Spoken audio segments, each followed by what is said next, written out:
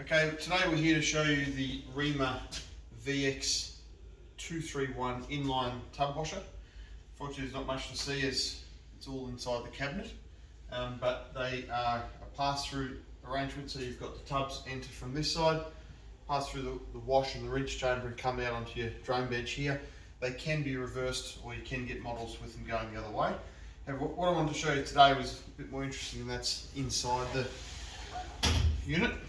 So all dishwashing or tub washing arrangements have the similar process where you've got your wash stage here and then you've got your rinse stage here.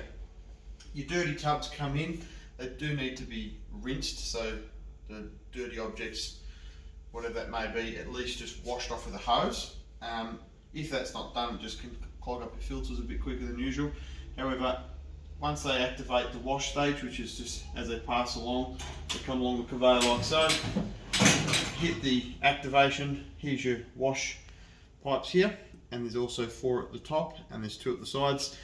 They wash the unit with the chemical and hot water, which is running at about 60 to 65 degrees.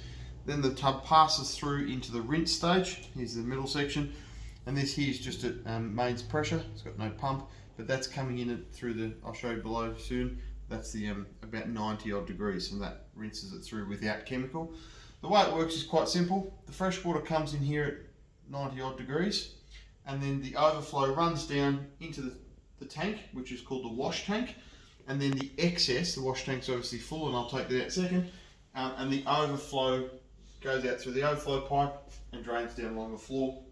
As you can see, it's approximately 3 to 4 litres a minute of water coming in. So the rinse water is fresh, uncontaminated, and it's at 90 odd degrees, and then it comes down. So they're very efficient with the power. While they do draw a lot of power, if you fill them up with hot water, because this is running at 60 odd degrees, the water coming from here, by the time it hits the tub and then runs down, it might have dropped 10 or so degrees. It still keeps this really warm, so they don't not necessarily drawing all the water.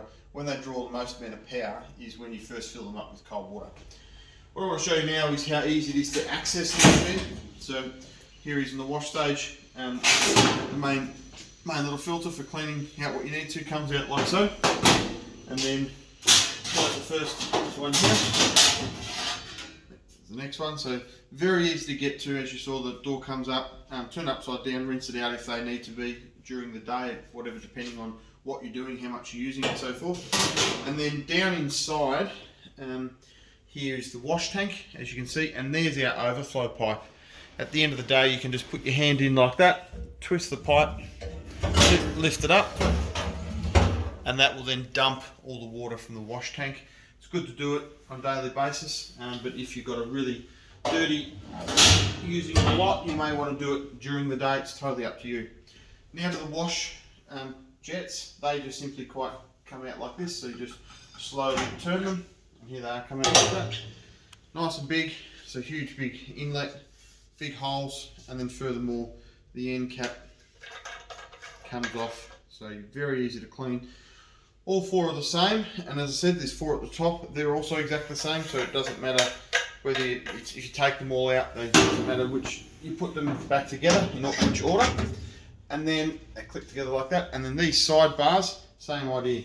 Twist them, they drop down, one on this side, one on that side, so that the 360 degrees of the object going through is washed, and then these are very easy to clean. So put it up like that. So there we are. What I'll do shortly is fill that up, show you how that starts off. And then there's your tank going through there. We'll show you a little bit more as the inside here. So this panel is normally on, so there's no water getting here. But you've just got the one water connection, and we recommend hot water. It saves a huge amount of electricity. That initially goes straight into the boilers, so they're the rinse boilers. As I said, they're running 85, 90 degrees, and they come through that stage. And then it washes back down and fills up what's called the wash tank, which is this one here, that's running at about 65, and there's the pump. So very, very simple inside, and very easy to connect. You've got your power at the top, the water at the bottom, and then you just got the drainage, and going across the floor is absolutely fine. Around the end here, we have the detergent pump. So you can see we've got it set up with a wash chemical, which is on this side, and then a rinse aid, which is on that side. You may not need a rinse aid, may not be necessary. That doesn't matter, you can turn that off, and you just may have the chemical only. So this is the controller here. We can adjust the dosage.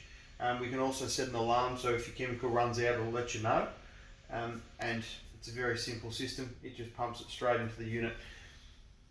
You won't overuse it if we set it right. We can even do a test on when we set up for commissioning. We'll test the amount of chemical to make sure you've got the right amount, not too much and not too less. Okay, well, what I'll do now is I'll turn it on, start filling it up, and we'll get it going.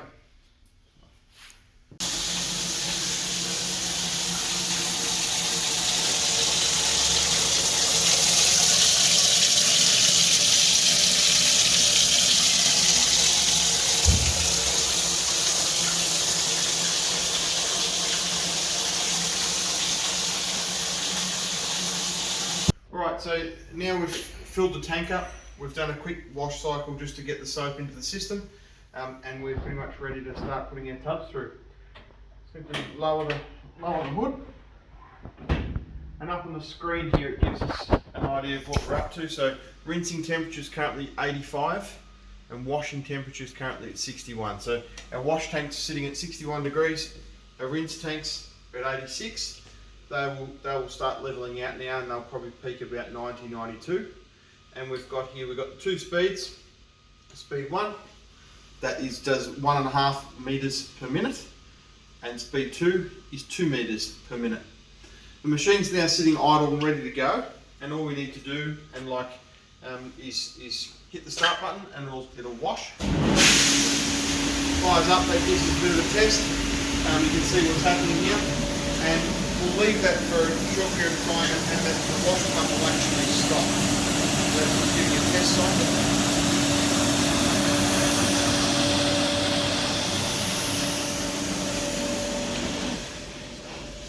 So now that we've got the conveyor system is working, but there's no pump running inside the cabinet at all. And all we need to do is simply activate it by putting our tub through. Push the tub onto the conveyor, and you'll see it starting to take in. As soon as it hits those flaps in the wash stage, you'll hear the pump kick in. And when it moves through to the rinse stage and hits the second set of flaps, that's when the rinse will cut in, but there's no pump there on the mains pressure. And you can see it's been taken in. Very shortly the pump will kick.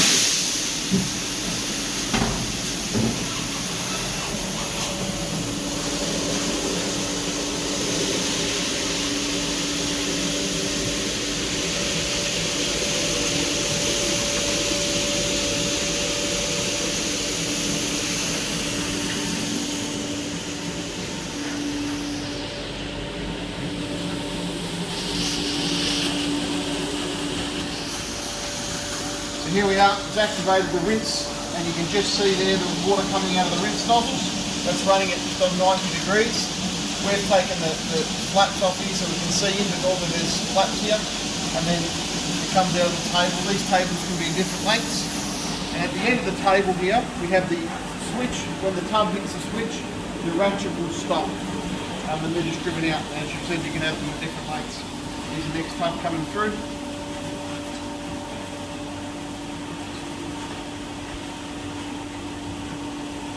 See that bubble now. Very soon the wash pump will turn off. So there we go, the wash pump's turned off because there's nothing activating it. So it saves wasting electricity and water.